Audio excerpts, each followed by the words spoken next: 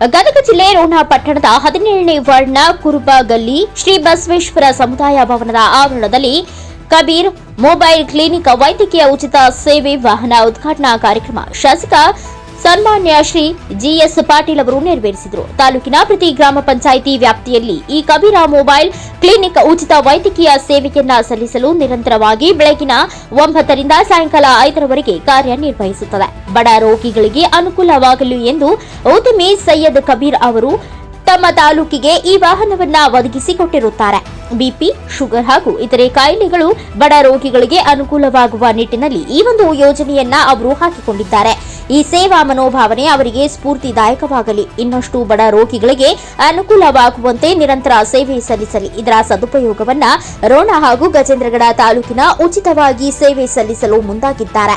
ಇದಕ್ಕೆ ಅವರು ಈ ಒಂದು ಸೇವೆಗೆ ನನ್ನ ಸಂಪೂರ್ಣ ಬೆಂಬಲವಿದೆ ಎಂದು ಸನ್ಮಾನ್ಯ ಶ್ರೀ ಜಿಎಸ್ ಪಾಟೀಲ್ ಅವರು ಸಭೆ ಉದ್ದೇಶಿಸಿ ಮಾತನಾಡಿದರು. 3-4 ವಾರ್ಡ್ ಸೇರಿಸಿ ಈ ತಪಾಸಣೆ ಮಾಡತಕ್ಕಂಥ ಒಂದು ವ್ಯವಸ್ಥೆ ಮಾಡಬೇಕು ಅನ್ನೋ ವಿಚಾರ ಇಟ್ಕೊಂಡು ಇವತ್ತು ಇಲ್ಲಿಂದ ಪ್ರಾರಂಭ ಮಾಡಿವಿ.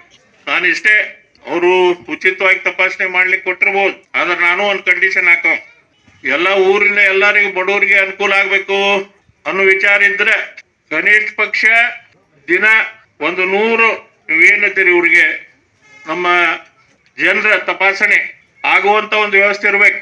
ಅಂದ್ರೆ ಮಾತ್ರ ನಾನು ಮತ್ತೆ ಇಲ್ಲಿ ರೋಣದಲ್ಲಿ ಈ ಒಂದು ಸೌಲಭ್ಯವನ್ನ ಮುಂದುವರಿಸಲಿಕ್ಕೆ ಸಾಧ್ಯ ಆಗತ್ತೆ. ಅದಕ್ಕಿದು ನಮ್ಮೆಲ್ಲ ಕೌನ್ಸಿಲರ್ಸ್ ಮತ್ತು ನಮ್ಮ ಪಕ್ಷದ ಎಲ್ಲ ಕಾರ್ಯಕರ್ತರ ಜವಾಬ್ದಾರಿ. ಅದರಲ್ಲಿ ವಿಶೇಷವಾಗಿ ತಾಯಂದಿರು ಕೂಡ, ಯಾಕಂದ್ರೆ ಇದು ಬರೀ ನಮ್ಮ ರೋಣ ಮುನ್ಸಿಪಾಲಿಟಿಗೆ ವ್ಯಾಪ್ತಿಗೆ ಬರಂಗಿಲ್ಲ. ಮುಂದೆ ನಾವೆಲ್ಲ ಪ್ರತಿಯೊಂದು ಗ್ರಾಮಕ್ಕೆ ಪಂಚಾಯತಿ ಹೆಡ್ ಕ್ವಾರ್ಟರು, ಆಮೇಲೆ ಅಲ್ಲಿ ಇರ್ತಕ್ಕಂಥ ಗ್ರಾಮಗಳಿಗೆ ಕಳಿಸುವಂತ ಒಂದು ವ್ಯವಸ್ಥೆ. ಅವ್ರೇನು ಈ ಗಾಡಿ ಎಲ್ಲಿ ತಗೊಂಡು ಹೋಗೋದಿಲ್ಲ, ನೀವೆಲ್ಲರೂ ಸಾಕ್ರಿ, ಎಲ್ಲರೂ ಮುಗಿದ್ರು ತಪಾಸಣೆ ಮಾಡಿಸ್ಕೊಳೋದಾದ್ಮೇಲೆ ತೆಗೆದು ಹೋಗ್ಕೊಂಡು ಹೋಗ್ತಾರೆ ಇಲ್ಲಿಂದ, ಹೌದಲ್ರಿ? ಹಾ, ಮತ್ತೆ ಸೆಕೆಂಡ್ ರೌಂಡ್ ಬರ್ತಾರಂತ ನೋಡ್ರಿ. ಅದಕ್ಕೆ ಯಾಕೆ ಮಾತು ಹೇಳ್ತೀನಿ ಅಂದ್ರೆ, ಮಹಾಮಹಿಮ ಇವತ್ತು ನಮಗೆ ಇಂಥ ಅವಕಾಶಗಳನ್ನ ನಮ್ಗೆಲ್ಲ ಕೊಡುವಂತ ಸಂದರ್ಭದಲ್ಲಿ ಈಗ ನಿಮ್ಮರ ಎಲ್ಲರ ಕರ್ತವ್ಯ ಏನೈತಿ ಅದರ ಉಪಯೋಗವನ್ನ ತೆಗೆದುಕೊಳ್ಬೇಕು.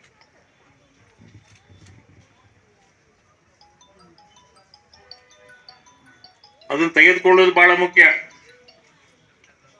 ಒಂದ್ ಕಡೆ ಏನಾಕೈತಿ, ನಮಗೆ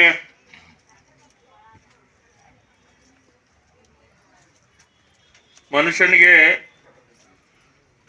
ಸ್ವಲ್ಪ ಸ್ವಾಭಿಮಾನನು ಕಾಡ್ತಿರ್ತೈತಿ. ನಮ್ ಇಲ್ಲಿ ಬಂದು ಇಲ್ಲಿ ಹೋಗಿ ನಾ ತೋರಿಸ್ಕೊಳ್ಳಿ,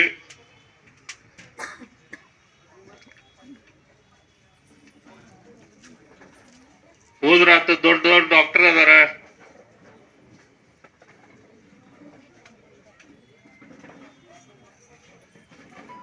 ಅಲ್ಲೇ ತೋರಿಸ್ಕೊಂಡು ಬಂದ್ರ ಆತು ಅನ್ನೋ ವಿಚಾರ ಒಂದ್ ಕಡೆ ಇರ್ತೈತಿ.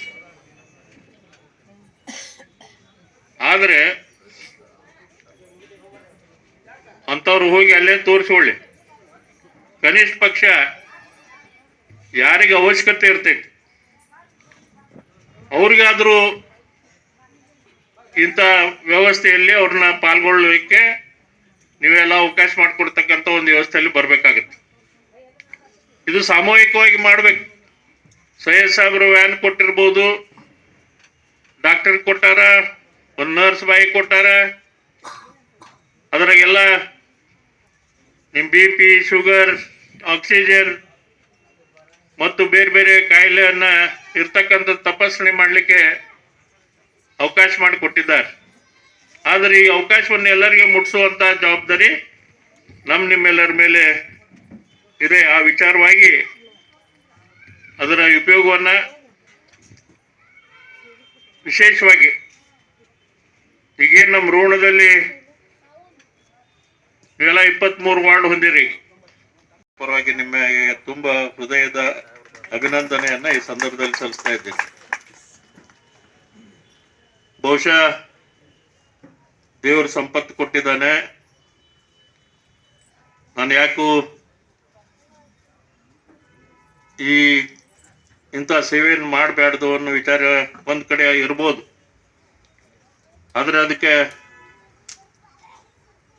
ಎಲ್ಲೇ ಕುಂತು ಎಲ್ಲೇ ಇಂಥ ವ್ಯಾನ್ಗಳನ್ನು ಕಳಿಸಿ ಅವರ ಸೇವೆ ಮಾಡ್ಬೋದಿತ್ತು. ಆದರೆ ಬಹುಶಃ ನಾವು 31ನೇ ತಾರೀಕಿಗೆ ಅನಿವಾರ್ಯ ಕಾರಣದಿಂದ ಅವತ್ತು ಮರುದಿವಸ ನಿಮ್ದೆಲ್ಲ ಹೊಸ ವರ್ಷ, ಬಹುತೇಕ ನಮ್ಮ ಎಲ್ಲ ನಾಯಕರು ಅವತ್ತು ಲಭ್ಯದ್ದಿಲ್ಲ. ಆ ಕಾರಣಕ್ಕೆ ಅದನ್ನ ಇವತ್ತು ದಿಢೀರ್ನೆ ನಾವು ಮೊನ್ನೆನ ದಿವಸ ಅವರಿಗೆ ಫೋನ್ ಮಾಡಿದ್ವಿ.